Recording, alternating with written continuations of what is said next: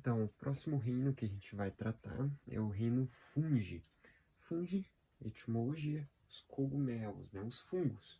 Então, alguns pontos, né, tratando dos fungos, a gente pode falar que existem fungos uni ou pluricelulares, né, formados de uma ou mais células. Eles são eucariontes, né, como expliquei anteriormente, depois dos protozoários, todos são eucariontes, né.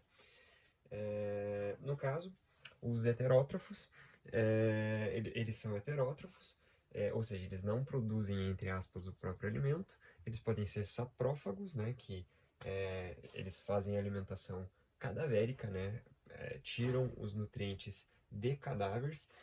No caso, eles também conseguem fazer o processo de fermentação. O processo de fermentação seria, no caso, as leveduras, né? A gente conhece as leveduras para fazer pão, os fermentos, né, no caso. E eles também podem ser parasitas, né, como explicado anteriormente. Parasitas seria, né, etimologicamente falando, comida ao lado, né.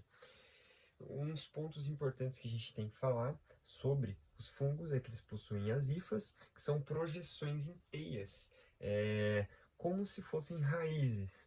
Não são raízes, mas é como se fossem raízes dos próprios cogumelos. Então, por exemplo, quando a gente tem o bolor no pão, por que não é recomendado comer o pão, mesmo que você vá lá e tire, né, o bolor do pão? Por que não é recomendado? Porque se chegou no estágio que o bolor apareceu no pão, significa que existem hifas, né, essas projeções dentro do pão, e isso pode te dar uma dor de barriga, né? Então, por isso que não é recomendado tirar o bolor e comer o pão mesmo assim. No caso, eles possuem uma parede celular feita de um, de um componente, né, vamos dizer assim, chamado quitina.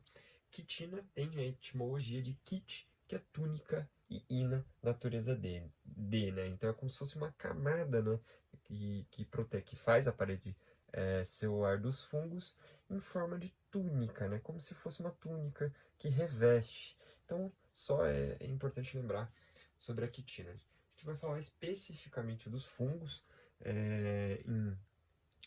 mais para frente. Na própria botânica a gente trata dos fungos, né? Não só das plantas como as pessoas acham, não só dos vegetais, né? Ou do reino plantar em geral, mas a gente fala especificamente também sobre os fungos. A gente vai ver mais sobre a quitina mais para frente. Agora, né, só o resumo, só para ter uma ideia geral, né, sobre o que são os fungos.